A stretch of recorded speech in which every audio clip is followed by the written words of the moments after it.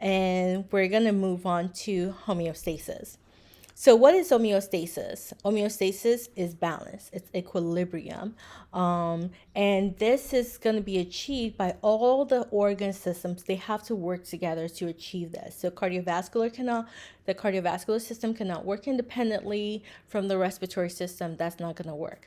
However, the homeostasis uses a control system, all right, which involves the receptor. The receptor is going to be the one that picks up the signal, and there's going to be the control center that's going to interpret the signal and is going to also send out the instructions, and the effector will carry out the instructions.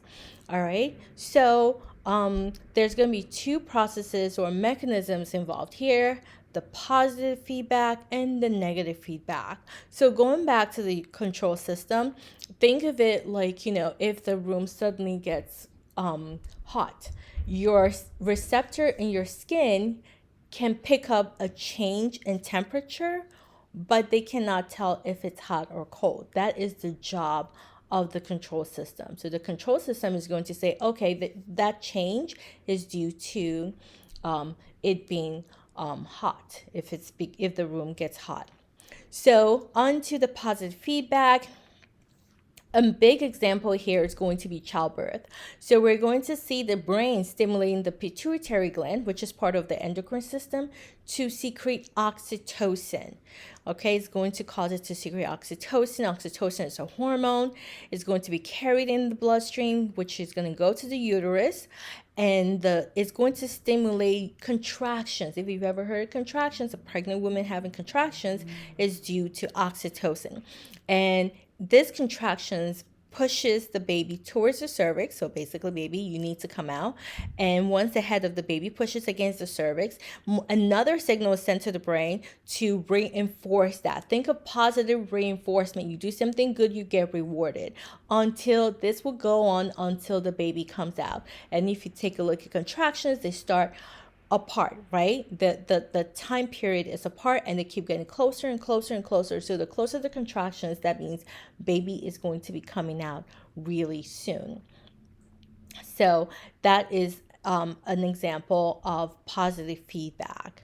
So for negative feedback, we're going to see the opposite. All right, we're going to see the opposite of positive feedback in that think of it like a thermostat where you go away for the weekend and then you turn your heater off, but when you come in, you set the heat to, let's say, 70 degrees, right? Your thermostat to 70 degrees. Once the room temperature gets to that 70 degrees, what's going to happen? Your heater is going to shut off. So that's kind of how negative feedback mechanism works. So let's look at these two scenarios. So the first one is going to be an imbalance. Your body temperature increases. The temperature sensitive cells in your skin pick that up. Remember, I said that they pick it up, but they can't tell if you're hot or cold. They just know there's a change in temperature. The control center, there's a temperature regulator in the brain that picks that up, and that tells you, okay, yes, the room just got hotter, or your body is getting warmer or hotter. So it's going to send a signal to the effectors. This effector in this scenario will be the sweat glands. Sweat glands are going to be turned on, and then you start to sweat. When you're sweating, it's a way for your body to cool down. And when you're sweating, it will cause your body temperature to fall. Once you reach the normal body temperature, the stimulus shuts off. And then when we take a look at cold, when you're cold, that means your body temperature falls. The receptor in your skin picks up that change, and then the signal is sent to the control center in the brain, the temperature regulator, and that tells your brain that you're cold, and is going to set a signal to the effector, and effector cells. If the effector here are going to be skeletal muscles, they're going to contract. That will cause you to start shivering, and then that will cause your body temperature to rise. So let's say, for example, for one reason or the other, you are still in 100-degree weather outside, and you stop sweating. It does not mean that your body has reached homeostasis. It means your body can no longer keep itself cool, and organ systems will start to shut off. Heat stroke will start to happen.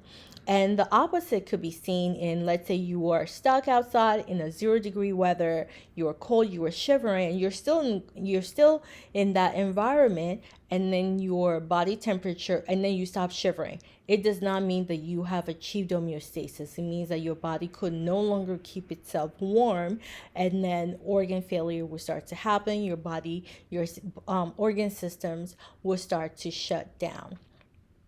So that is how negative feedback mechanism and positive feedback work, and we can see that they are different in how they operate. They're different in how everything works, but the main purpose is to bring the body back to homeostasis, to bring the body back to balance, to bring the body back to equilibrium. So that concludes the review on homeostasis. Thank you. Bye.